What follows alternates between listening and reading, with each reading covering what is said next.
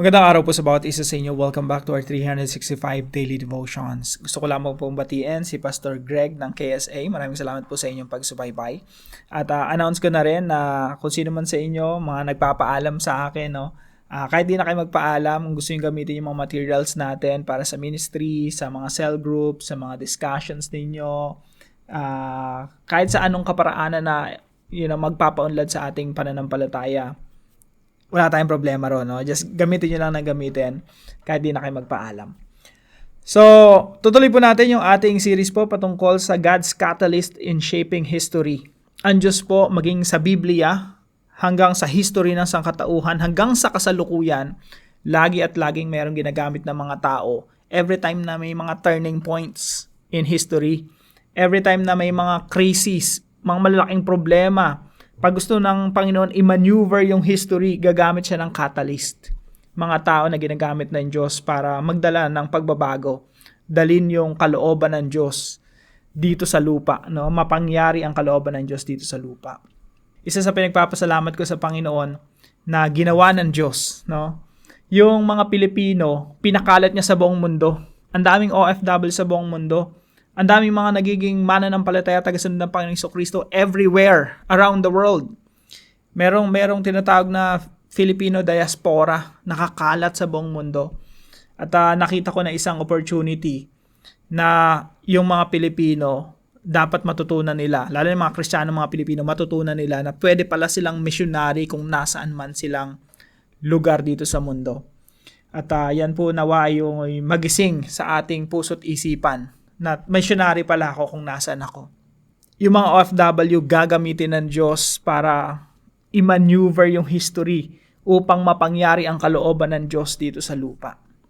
Now, ang pag-aaralan po natin ngayong umaga ay magmumula po sa Joshua chapter 1 verse 7 and 9. Si Joshua po ay second in command ni Moses. Siya po yung pumalit kay Moses. Nung namatay si Moses, nilibing siya sa Mount Nebo, si Joshua yung papalit sa kanya. At matindi yung yung papalitan ni Joshua, si Moses yun eh. Siya yung ginamit ng Diyos, catalyst ng Diyos para mapalaya ang bayan ng Israel mula sa pag-alipin sa Ehipto. And this time si Joshua yung magpapatuloy, ililid niya yung people of Israel patungo sa promised land. At catalyst siya, gagamitin siya ng Diyos upang magkaroon ng matinding pagbabago sa bayan ng Israel, sa history ng Israel. Kaya po sabi dito sa Joshua chapter 1 verse 7 and 9, "Only be strong and very courageous, being careful to do according to all the law that Moses my servant commanded you. Do not turn from it to the right hand or to the left, that you may have good success." So napaka-importante po sa buhay ni Joshua na maging successful. Kasi kapag hindi siya naging successful, damay yung nililid niya. Ganoon rin po sa atin, no? Kaya pinaglalaban natin yung maging matagumpay tayo sa mata ng Diyos kasi po madadamay yung mga taong nasa ilalim ng ating impluwensya. Kung ikaw ay tatay, nanay, damay ang anak diyan. Kung ikaw ay estudyante, may nililid ka rin. May some form of leadership ka rin sa school. Kung ikaw ay boss, company owner, may nililid ka rin. There are people under you na pag nag-fail ka, damay sila. Now, si Joshua po, kailangan maging successful. At sa paanong kaparaanan? Kailangan niya po ng salita ng Diyos. So, sabi dito, being careful to do according to all the law that Moses my servant commanded you. Dito po sa verse 8, "This book of the law shall not depart from your mouth, but you shall meditate on it day and night." Kailangan pagbulay-bulayin mo yung salita ng Diyos, yan ang maghahatid sa iyo sa katagumpayan. Yung mga principles ng Diyos sa banal na kasulatan, yan ang magbibigay sa iyo ng guidance. At sabi po rito, bakit ibababad mo yung sarili mo sa salita ng Diyos? So that you may be careful to do according to all that is written in it, for then you will make your way prosperous, and then you will have good success. Tsaka ka magtatagumpay. Hindi ka pwede, Joshua, na maging matagumpay without the Word of God. You cannot lead the people of Israel without the Word of God. And then sa verse 9, "Have I not commanded you, be strong and courageous, do not be frightened and do not be dismayed, for the Lord your God is with you wherever you go." Sa Tagalog po, basta't magpakatatag ka at lakasan mo ang iyong loob. Pansinin niyo po yung mga kinulayan ko dito sa mga talata, no? Pag kulay asul, ito yung susundin mo. Pag kulay green, yun yung magtatagumpay ka. Hindi mo pwedeng paghiwalayin yung pagsunod sa Diyos at the same time, yung pagiging matagumpay. Gusto mo maging matagumpay, sumunod ka sa salita ng Diyos. So sabi dito, huwag kang susuway sa anumang nakasad doon at magtatagumpay ka saan ka man magpunta. Huwag mong kaligtaang basahin ang aklat ng kautusan, pagbulay-bulayan mo iyon araw at gabi upang matupad mo ang lahat ng nakasad doon. Sa ganon, magiging masagana at matagumpay ang iyong pamumuhay. Tandaan mo ang bilin ko, magpakatatag ka at lakasan mo ang iyong loob. Huwag kang matatakot o mawawala ng pag-asa sapagkat akong si Yahweh na iyong Diyos ay kasama mo saan ka man magpunta. Ito po ang salita ng Diyos. Na yung unang katuruan po natin ngayong umaga, a successful leader is obedient to the Word of God. Ang successful po na leader, sumusunod sa kalooban ng Diyos, sumusunod sa salita ng Diyos. Kaya sabi po rito, sundin mong mabuti ang buong kautusan. Kasi yan yung mga principles, yan magbibigay sa iyo ng guidance kung paano ka magiging isang mabuting leader. Pangalawa po, a successful leader is saturated with the Word of God. Ano ibig sabihin ng saturated? Yung punong-puno ka, nag-uumapaw sa yung salita ng Diyos. Babad na babad ka sa salita ng Diyos. Kaya sabi po rito ni God kay Joshua, huwag mong kaligtaang basahin ang aklat ng kautusan. Pagbulay-bulayan mo iyon araw at gabi. Hindi mo kakalimutang magbasa ng salita ng Diyos. Pagbubulay-bulayan mo, ngunguya-nguyain mo, uunawain mo mabuti. So, wag mong kakaligtang basahin ang aklat sa pagbulay-bulayin mo yon, kailan daw? Araw at gabi. Merong saturation, merong word saturation. So, a successful leader is saturated with the Word of God. Pangatlo po, a successful leader is empowered by the presence of God. So, una po, obedient, sumusunod sa salita ng Diyos. Saturated, ibig sabihin, talagang binababad mo yung sarili mo sa salita ng Diyos, binabasa mo, inuunawa mo, pinag-aaralan mong mabuti. At pangatlo po, empowered by the presence of God. Kaya sabi po rito na sa verse 9, tandaan mo ang bilin ko, magpakatatag ka. There's a reason to be strong and courageous. Bakit? I will be with you. Kung tayo po ay nakababad sa presensya ng Diyos, sumusunod sa kalooban ng Diyos, walang dahilan para hindi tayo samahan ng Diyos sa ating mga hamon sa buhay, sa ating laban. Sabi rito, huwag kang matakot o mawala ng pag-asa sapagkat akong si Yahweh na iyong Diyos ay kasama mo saan ka man magpunta. Pagkasama mo si Lord, saan ka man magpunta, sinong makakatalo sa iyo? Kaya po ang isang successful na leader, unang-una po, pag leader ka, matino ka, meron kang vision, merong pangitain na galing sa Diyos, unang-una magkakaroon ka ng maraming kaaway. You will create a lot of enemies.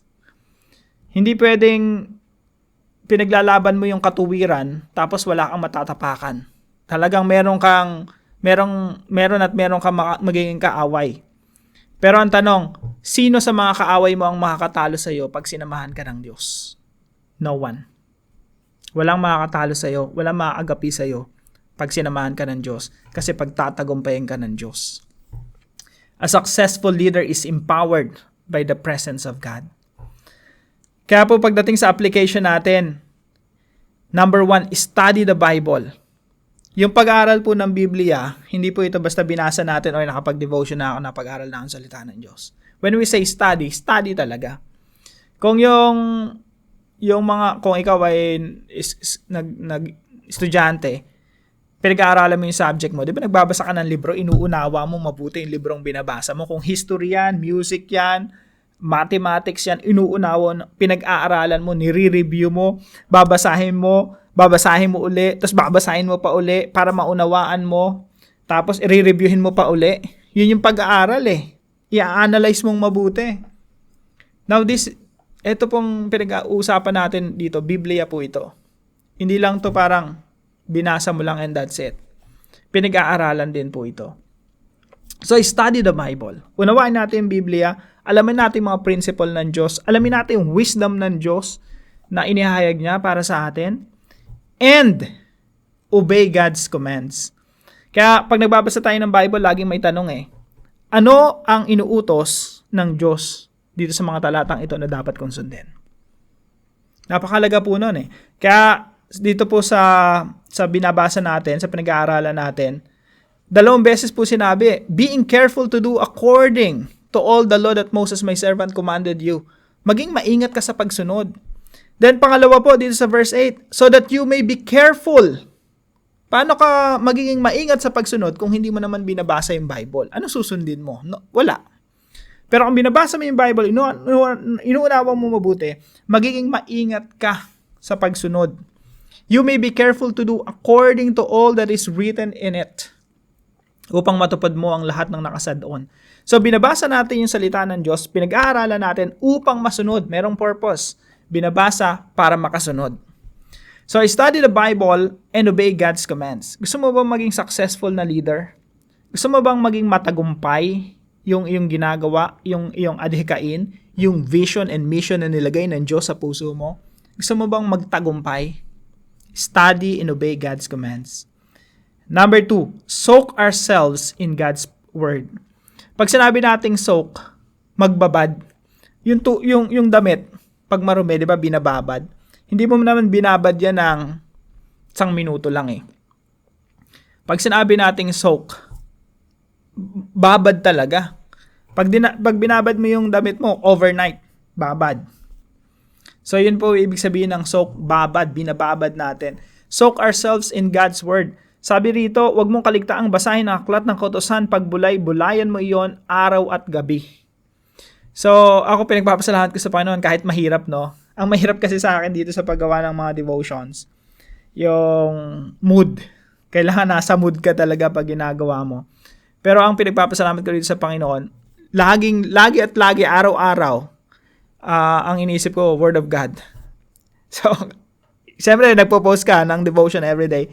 So, i-meditate mo yun araw-araw, non-stop. Something that I thank God for. Meron akong soaking, no, nabababad ako sa salita ng Diyos. So, soak ourselves in God's Word. Tayo po, no, hindi man tayo siguro may gumagawa ng video dito, konting-konti lang, mga 1% lang. Pero, alam niyo yon, pag napanood natin itong video na to, nagbasa tayo ng Bible, may mga personal devotions tayo, i-meditate natin. Tuloy-tuloy yung meditation sa salita ng Diyos. That's soaking ourselves in God's Word. Binababad natin, inuunawa natin, ginunguya-nguya natin yung mga principles, mga katuruan sa Biblia. Pangatlo po, seek God's empowerment to become successful. Hindi ka magiging matagumpay kung hindi ka empowered. Hindi ka magiging matagumpay kung hindi ka sasamahan ng Diyos. Kaya po napakahalaga na unawain natin yung salita ng Diyos, at the same time, sundin natin. At kapag sinunod mo yung salita ng Diyos, walang dahilan para hindi ka samahan ng Diyos. Now, kapag sinamahan ka ng Diyos, you're also empowered. Ibig sabihin, magagawa mo yung pinapagawa ng Diyos sa'yo. Maging matagumpay na leader ka. Bakit? Sinasamahan kasi ng Panginoon. You are empowered.